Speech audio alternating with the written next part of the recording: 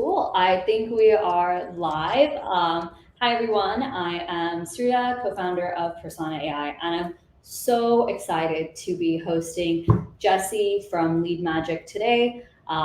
If you don't know Jesse yet, and if you don't follow him, you definitely should. But he's someone, especially for like last year or so, as we've been growing Persona and our presence on LinkedIn. Jesse has always posted such great insights in the GTM space, email space, and definitely one of the few people I see that post such valuable content and is also the founder of LeadMagic. And just really excited for him to be here today and chat about a couple of different topics that we'll go through. And then towards the last 10 minutes, we'll also be going through a workflow, talking about some of our favorite prompts and automations and things like that. But I'll pause right now and let Jesse give a intro for himself. Thank you very much for having me today. Yeah, so Jesse Ouellette here, founder of LeadMagic. We've been helping a lot of companies find the right email addresses, find the right mobile phone numbers, find validated emails to get back to the primary inbox. Really is what the strategy's been since the beginning. So really excited to see you today, and looking forward to working with you. Yeah, and just to kind of setting the scene, like how did you get into this space? I know you were working in sales. What's your journey here so far, and what excites you? Like, you were one of the first people I saw that really, like, now everyone's like AI automation everywhere, but you were one of the first people has been there before the hype train was there. So I guess what was your journey there when AI Yeah, started? it's a funny one. I was working for a company, and I started to see we were experiencing some problems several years back, and you look at this moment and you're like, wow, this could be the worst moment or the best moment, depending on how you do it. Is kind of pre-COVID. And what happened was I saw our emails were going into spam, right? And I wanted to understand why. And well, in this case, it was because we had a signature that was set up in the it was a signature that was set up in the wrong sort of the wrong way, and it was at the domain level. And I told the CEO, and because that's why I wasn't going to put the signature on. I was fairly new at the company, and they fired me for it. Crazy. Yeah. Yeah. So I was like, wait a second, this isn't right. I'm just trying to get back to the primary inbox. It was like one of those wow, this is real. Like, they really want to, and I think brand is important, but I think getting your email delivered is more important. And I ran the sales strategy there, and, it was just sort of an interesting moment. So it pivoted me to build my own SaaS products myself and do whatever I could do to make better products and do that and make a better company, obviously culture than sort of that. Really. And I guess kind of coming to the hot topic that's been going on, people are saying email deliverability is like taking a hit. I'm hearing 500 different things about like what to do to optimize that. What is your take on it as being like an expert in this space? Yeah, so the best thing you could do is just send really high quality emails to the right people, the right addresses. Use tools like Persona to really make them relevant, really do that. Also, just make them, use the right integrations where you can get valid email addresses. Don't take any chances, with sort of, database emails. Like, be very vigilant on your copy and everything you're doing. And as you approach somebody, if you're just sending the same email over and over, you're probably going to get hit a lot faster, right? AI is picking up a lot of these, stuff that it wouldn't catch 6 months ago. It's definitely catching it now. Yeah, and I think I've also seen like more and more of like, apart from like, I think we're so in like send the email space, but like from my peers, especially like other YC founders, other people in the B2B space who are getting sold to, right? They're setting their own filters. Like, now people can tell when it's like not even just like, okay, like it's like a bad email, but like there's this tone for AI generated like wording in emails. And it's one of those like funny posts I see on my feed of like, hey, like I left this company like 2 years ago or something, and I'm still getting emails saying like, hey, congrats on your new role here. Like, just that data quality is so important. And wanted to ask you, like, as you were building LeadMagic and growing this company, like, I think a lot of people underestimate how important, like, people always get to like the end state where they're like, I want a good personalized email, but don't see like all the data you need to get there. So what are your thoughts on that, and like why that is so Yeah. key? So, we kind of even talked about it when we were doing the prep, the prospect market fit. Really, what's happened is a lot of people have built their product for the masses, right? And they've kind of selected a very wide, obviously it makes them more valuable. But Mhm. really, what you got to think about is like when you're going out to that prospect, if it's not relevant right now, Yeah, they're probably not going to respond very well, right? And yeah, I think you need to find different systems to trigger on, whether that's your sort of jobs and hiring or whatever else is out there. But you can't, or maybe they're visiting your website, something. You got to have some signal. You got to have something that mhm, is relevant to them. And if you're not, like, you're just sort of annoying them, right? yeah, And if you can't find some, if you're just like pitching your product, I yeah, think those are the ones that are going to start to get more manual. What the worst thing you could have happen is this thing called a manual spam report. And that's when mhm, somebody clicks report as spam. yeah. And I've done that myself a couple of times. I Yeah, was like, me too. dude, like, I don't want report. Seven emails, you're Like, I'm not missing the mark here. And I was like, if I haven't responded in the last like 10 emails, obviously you're missing the mark. So, um, yeah. and I really like this term that you're talking about, like prospect market fit, because as founders and like, we always hear about like product market fit. But I think as part of product market fit is this concept of prospect market fit. And I'd love to like, I really like that term that you coined. So would love for you to dive deeper into like, what does that Yeah, even I mean? think it's really just like, getting out of the fit, the person's a fit for me right now to the person's an actual prospect for me right now, right? Right. And what I mean by that is like you've actually done a little bit of research on it. Now, Yeah. research is the hard part, right? And that's where, I know there's a lot of people out there like, oh, AI, Clay, Yeah. Persona, all the other tools out Yeah. there. It's Yeah. like they don't work. But really what they don't understand is a tool like Persona, you can save yourself 20 minutes, 30 minutes per prospect of research. Yeah. That's the part that the value comes from, right? Yeah. Like, and that's where I think you're going to see just a crazy shift of efficiency, really. And you got to get that 20 minutes back. Like, you need Yeah. that back. You can't Yeah. hire a team of people to get this data as accurate as you Yeah. can if you know how to use tools like Persona. Yeah. And what are your thoughts on like, I guess, like for like how do you find prospect market fit for LeadMagic? Like how are you Yeah. implementing So it? for us, it's a couple of things. So we'll look for signals that we like. So a couple of the ones that we'll use, like, hey, if they're hiring a sales development team, it generally can mean that they're sort of up against demand and they need some Yeah. more outbound, right? Like, quote unquote. That's usually a good target for us. Or if we check out their job posting and they're hiring sales development teams to find mobile phone number, or well, like research teams, or they have SDR openings, things like that, that we understand they're making calls, right? Like if we think they're making cold calls, that's probably a good prospect that we can go after.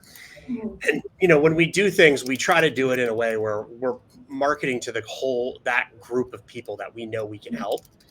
And Yeah. we like to keep very close comparisons. Like, I don't mind comparing our company to other Yeah. vendors out there, because I think, I think that's one thing like the old school would tell you, like, don't ever talk about your.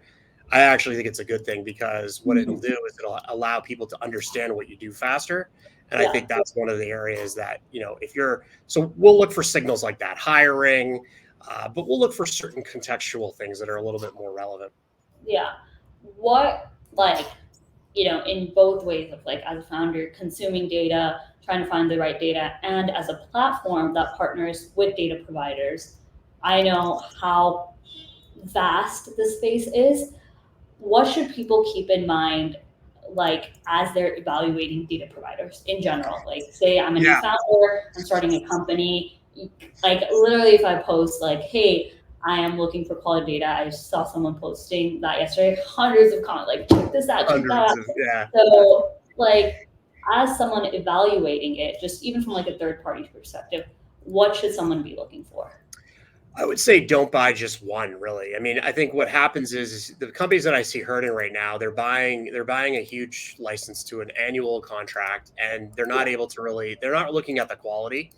Yeah. What you want to do is you probably want to spend about 5% of whatever the credits that you have doing a comparison against them. And I'm even saying that against what we're doing, right? Mhm. And I've tested them all, and I'm continually testing it all, and I'm trying to find like what are some of the companies doing better than us. We've tested everybody's stuff. We really know what we think we're strong at, and I think that's the biggest thing. Don't get locked in. Look at like a monthly contract based on a number of successful results. That's another thing. Yeah. There's some companies that are charging for like I saw a company the other day. They will find your email, but they had so many false positives and false negatives that you couldn't actually justify the cost of the solution. Yeah. So it's pretty, it's pretty interesting to just watch that happen now. Like they're Yeah. not holding their, if you're spending money on the solution, like go out and try it against, I guess the old waterfall. You want to waterfall it a little bit to understand, but really run it individually, right? Yeah. And look, that also puts me in a bad spot, from a negotiation point. But at the same time, I'd rather just make people successful and give them Yeah. the lowest price. That Yeah. like makes more sense. Yeah. And I think like at the end of the day, like results speak for themselves. Like it's not about locking people into like hefty contract. It's not about like all the other show. Like if people can see the result of accurate data, finding the right phone number, email, or website visits, like whatever data it is, if people see, hey, it's accurate, then like that's all they need. Like I feel like people try to overcomplicate it by adding Oh, like, hey, big time. is that Yep. I feel like it's just very simple, right? It's just like just getting the right data. And while you're evaluating it, I think, and this is my question to you as well, as I'm curious, do you think there's certain data providers that are better at, some types of data than others? And like, Absolutely. okay, okay, because Yep. I feel like there's so much messaging online about like we are your one solution for all of these data. Yeah, I don't think that's a good way to look at it, honestly. It'd be very, I think there's some that are better at certain things. We are trying to be rounded out. I think Yeah. where some of the people are, I think there's some people like in our case, right? I'll give you like Mhm. transparently. I think one of the Yeah. areas we might not give you as many results Mhm. as a on email, like if we're finding emails, but that's Yeah. because we know the percentage of catch-alls that are going to Yeah. actually impact your campaign negatively. Yeah. And what a lot of providers will do is they'll Yeah. just dump a database at you that could be 6 to 12 months old. And some Mhm. of them aren't even doing a check on LinkedIn or a B2B social media company. They're not even doing that. Like that's Yeah. what's scary to me is like they're willing to just give you these email addresses, and when you go and you look, the person's not even working at the company anymore. Yeah. That's a huge problem. That's going to impact your performance of your whole campaign and your company. And I just, I don't have any tolerance for that. And if we find it, like if it occasionally does happen, we're very aggressive on like, okay, Mhm. we got to figure like exactly how we, searched for this email, like what was our strategy, Yeah. whatever. That would be like our biggest problem. Yeah. And I think you're touching on this concept of like stale data. Yep. What is like, a recommended data refresh uh, like cadence that we should be looking out for? So I think if you're really going to look right now, right, the best place to probably go, and what you want to do is be very, very careful, right, on terms and service, terms of service of like any company. Like if you're using public data, right, it's sort of legal, but public data is also a very broad terminology, right? Yeah. And what you want to do is you want to look for places that are sort of being updated live, right? Mhm. You know, different social media websites. I think you want to be careful though what you're using there, right? Right. Certain types of that data is sort of protected by terms and service and terms of service and the whatever it is. But you want to be compliant in your efforts, of course. That's number one. Number two, you want to really get as close to live as it can be when the user's getting it from you. Mhm. So you probably are going to pay a per consumption basis. You should Mhm. be expecting that now. Like, there's also people who have said like, hey, why can't we get, there's some providers that are just giving like unlimited Yeah. or they tell you they are, but then you obviously really read the fine print. I saw this tactic. There was a company that took a pretty big. They said unlimited, right? It wasn't so. When you read the fine print, it Yeah. wasn't so unlimited. You know, Yeah. there was like 100 stipulations on it, and then when you found out it was only like up to 5,000 of. I was like, wait Yeah. a second, this isn't even a good deal now, right? So Yeah. read the fine print or don't put fine print out there. Just be honest with people instead Yeah, of just trying. be transparent with your terms and policies. Totally. I think like my understandings, and would love to hear your top three things evaluating data providers is like refresh rate for the data, like how new is Yes. data, how often are they updating, because I think timeliness is very important. And then success rate, like always try to test it yourself first, like don't get locked into one contract. Anything else, top things to keep in mind for like best Yeah. practices? So what I would say is also like, there are a couple companies, like one of the companies, and Joey, good dude, founder of Phone Ready Leads. There's some Mhm. companies out there that are doing some really cool work with validation. What they're Mhm. doing is they've actually got a way, really clean way to go out and validate phone numbers. Yeah. So you'll pay there'll be an extra cost for that, right? From Yeah. anybody, and I know we're looking at sort of implementing that in our platform.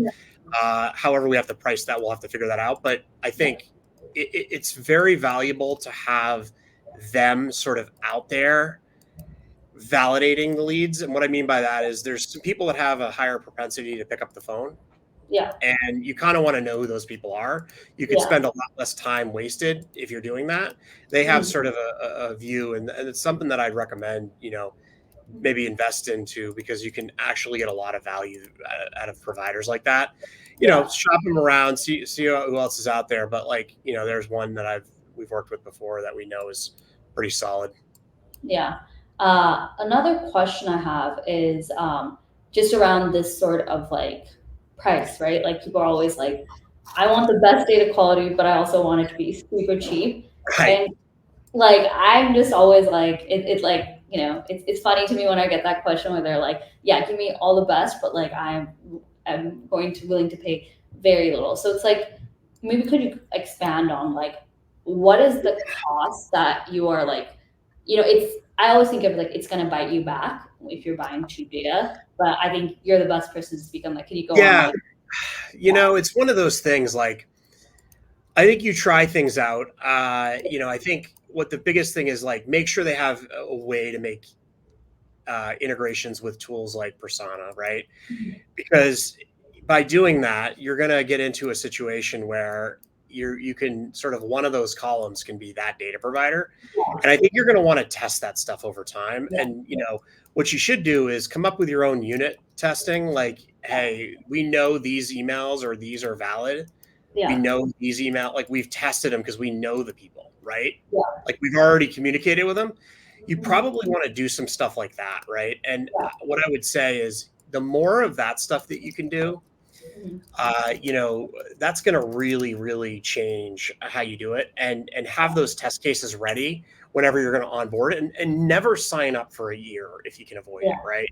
I mean, yeah, I know they're going to throw a crazy deal at you, but yeah, you also want to look at the contracts too, because what they'll do is, excuse me, they'll put something in the contract that says they own the data.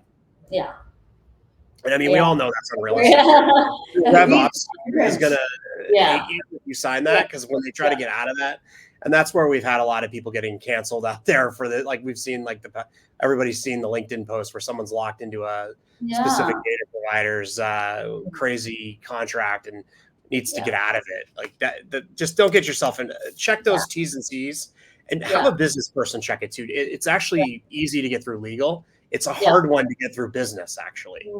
Interesting, That's what interesting. I've found, which is kind of funny if you ask me, right?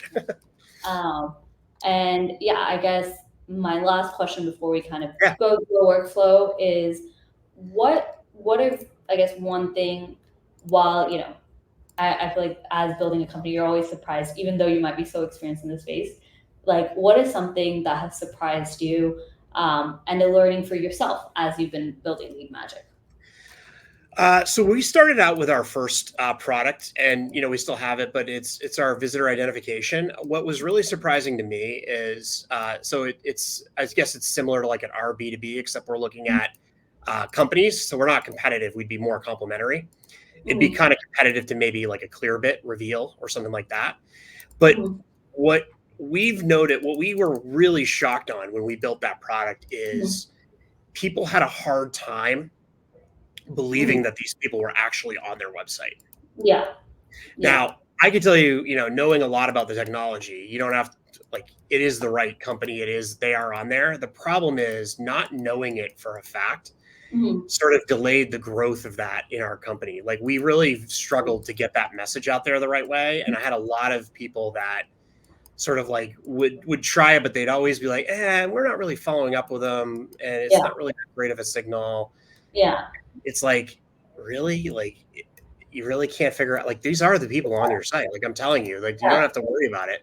But Yeah. they just, seeing is believing. And I think you got to start back at the front of like some of Yeah. these spooky intent things that come out. People talk about things and like, yeah, we think they might have been on, like even on the third party stuff is actually, it was completely Yeah. weird because it's like, Yeah. they're not even on your website. They're on like another weird SEO. Houses. Yeah. Yeah. Like, I who know. knows where that data is coming from Yeah. and what they did to get them to click that button. I mean, Yeah. I don't get that stuff. That's what surprised me the most is that Yeah. you can give people very pristine information that they could easily capitalize on over time. We know Yeah. because we have, but they still won't adopt it. So you really have to be more black and white, I think, is Yeah. really what's kind of scared me a little bit. Yeah. I think I love hearing these stories because I feel like it's very real to like building a company and like, Yes. it's like we always see always like, coming and building this company, you would It's think like humbling. it's humbling, but it's also I feel like that's where there's just so much more to learn. And I think, even for us, like we've like built our agent and like also like with new technologies coming out all the time. And I think we're in an age of truly rapid technological innovation of like how much we're leapfrogging. So it's like keeping up Totally. with that learning. And it's just, I love both coming at it from like, hey, I have this perspective to build persona as like ex LinkedIn and all that stuff, but also just like there's so much to learn and like staying up to that. So I think that's one of the most fun parts about building a company. And I think I'll segue into kind of like sharing some of those like actionable workflows. I think that's exactly what you're saying. Like, okay, you have like some intent or lead list or data, but like it's gonna be nothing if you don't action on it. I'm just gonna share my screen. Yeah. Okay. You make some great points there too. Just Yeah, if you're not testing this stuff out and you're not like over time, like, yeah, hey, maybe certain signals aren't really real for you. But you do yeah, have to also try. Like, you have to place some bets, and yeah, you have to do it as a leadership team. I think where people go yeah, wrong there as you're loading that, but it's just yeah, the fact that like people will go out and place bets, and then they'll kind of point. You can't blame anybody in your company like yeah, for making. You have to all collaboratively come up yeah, with the right triggers or signals that you want to follow on. yeah, exactly. Okay, just trying to figure out this screen sharing thing. Give me 1 second. Okay, well, we'll do this.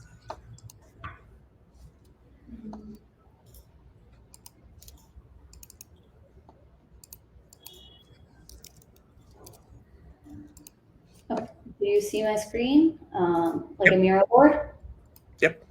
Okay, cool. So just to kind of go through that high level of like everything that we've been talking about today, you have this list of, let me zoom in. You have this list of companies, right? And you're faced with the two roads of spray and pray or target and qualify. And I know there are some advocates for the spray and pray approach, but the target and qualify is the one that will get you more results and not get you into those spammy hell holes of like bad email deliverability and things like that. But people are always like, okay, this is too hard, I don't have the resources and things like that. And that's where you can use platforms like LeadMagic and Persona to help you. actually. Like there are tools, like even you need to make action of these tools, and you can't just, hey, I'm going to buy all the intent signals in the world but not take action from there. So like a simple like SaaS scoring workflow that I'll be showing today is in Persona. You can do like a 360 enrich of the person and company. And before I even go into, people are always like, tell me the prompts you use and things like that. Like, I really want to highlight like data quality is key. Like, before that is like ready, like, don't even worry about like the prompting and like generating stuff. And would love to hear your thoughts on that as well. Like, do you have that mindset, or what are your thoughts on that? Yeah, absolutely. I think that really matters the most. I think what you need to do is find some known data that you have, right? Yeah, And what you want to do is make sure with whatever platform you're using or whatever, if you obviously there's a lot of great options in Persona. yeah, If you're choosing one of them, test yeah, the known data first. And then mm, when they give you back the information, make sure your known data set is good. But when yeah, you get that information back, yeah, like that's how you want to measure the competitors or yeah, like competitively. And I think it really is a winner takes all really yeah, on the that part of it. Like whoever's going to be that column that gets you the lowest price, mm, but what I wouldn't do is I wouldn't take somebody. One thing I never try to do on data providers is mm, never take like one certain a lot of even the top ones have a lot of like sponsorship. Like yeah, you don't understand the level of like I have people reaching out all day long, yeah, like, hey, yeah, I'll go say yours is the best if you just give me yeah, like twenty yeah, thousand credits free. Like I can't even tell you how many people I have that are doing that right now. yeah, I think you yeah, need to really try it for yourself. Like, please yeah, ignore me. Whatever, even if I told you we had the best yeah, product, like, yeah, ignore all of us. Really, like, go try it out exactly, yourself. exactly. I think, and a little side tangent, I think that like the B2B sort of marketing and like that sort of, it's great for brand awareness, but at the end of the day, like you always try it for yourself. Like, don't just go Try it. on, try it for Brilliant. yourself. Yep. 100%. And then, part of that data quality, and I think we lightly touched on this concept of like waterfall, and in Persona, like we have LeadMagic as a possibility for waterfall and things like that. But could you expand on like what is this concept of like waterfall data enrichment, and why Yeah. is that important? Yeah. So I think what waterfall, the best use case for waterfall is when you're so let's say you're looking for phone numbers, right? And Yeah, what you really want to do is you want to set it up so possibly you're going to go with your lowest cost provider first, right? Your lowest cost and the one that's the most accurate, right? So yeah, this is where people get into a little bit yeah, of a yeah, problem. They'll, yeah, they'll start to use like a waterfall that's default, like pick apart whichever one, but you got yeah, to do it individually, test it individually, find the lowest cost one, hmm, compare that to the other ones that are in the product, yeah, and then make your decision or your order off of that. hmm, Because what I've found is, and in any situation where some of these vendors have been, profiting off yeah, of just finding you a result. It doesn't matter what it is. This is yeah, another thing you got to watch is yeah. like start with the lowest cost and Hmm. find the accuracy, That's a good point. Like, right?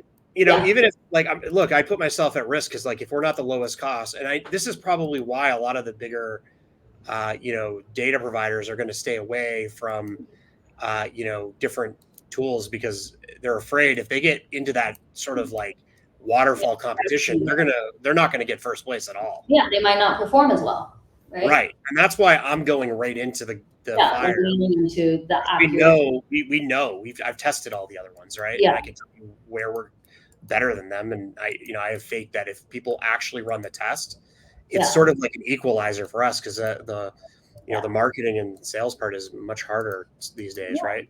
Getting in the yeah, notice. yeah. And I think that's where like I always say, like, if your data quality is not correct, then you're like putting the what is it, like the cart before the horse sort of thing. People are always like, let's do all the prompts and stuff, but first, data quality. Data Use quality for sure. that, like, you try that you can use waterfall, you can use all these different capabilities that I think people are more aware of. But data quality first, and then let's get into kind of like, okay, like what are some of those like qualifying actions you can further take, right? Like I have my contacts, I have my list, and then that whole aspect of targeting and qualifying. These are some of the questions that we've seen be successful, is things such as pricing for the company. If a company has a certain sort of pricing, that is a great qualifier for us, versus if they themselves do not have a pricing that aligns with some of our ICP models, then that's not the best like match for us.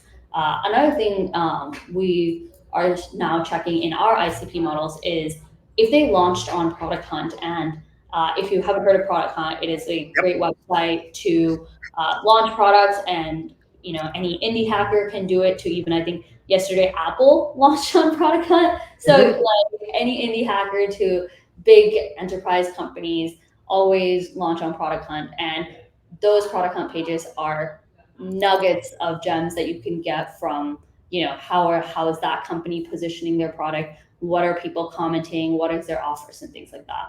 And then Yeah, I we actually check yeah every, or sorry, I mean to interrupt. I usually check, I try almost every product on Product Hunt. I log into almost every product because I yeah just want to see their sign up flow. And I also want to test it. Like some of the products, I mean, I'm probably addicted to it, but like I've yeah ran through almost every SaaS workflow on there. So I yeah know like instinctively, like what, what's on there. It's really crazy. Yeah, and then obviously the next two things is Crunchbase and G2. Crunchbase, if they have a profile there, that does mean they have capital or some sort of funding. Yep. So you don't want to be selling to, at least for our ICP, we don't want to be selling to companies that don't have that budget. And then Mhm. next thing, we also want to validate, like, are they on G2? Are they listed? Do they have good reviews of their product? Because Persona, like, and like sales platforms, they also enable growing companies. If your product is not working or it doesn't have that kind of like social proof, I think G2 is great for that. We want to check if they have like a G2 listing, to make sure and add on to kind of like the social proof of like product hunt pricing. Is this like a good ICP match for us to invest our time into reaching out to them?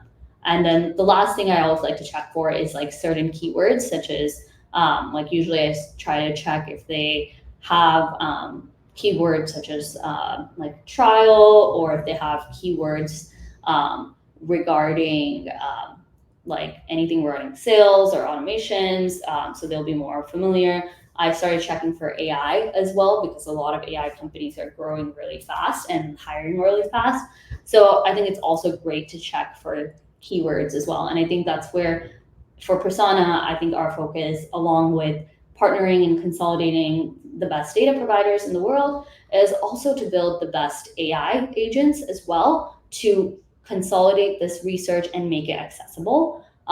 Because yeah, understood. Like previously, this doing all of this would take days, and Oh that's yeah. when Persona, we wanted to show all of this in a very understandable workflow. So let me just quickly show the actual Persona table, and you can just see like I was able to run it for a huge list and understand the data. So for the pricing page, you can use the agent. Does it have some sort of pricing page?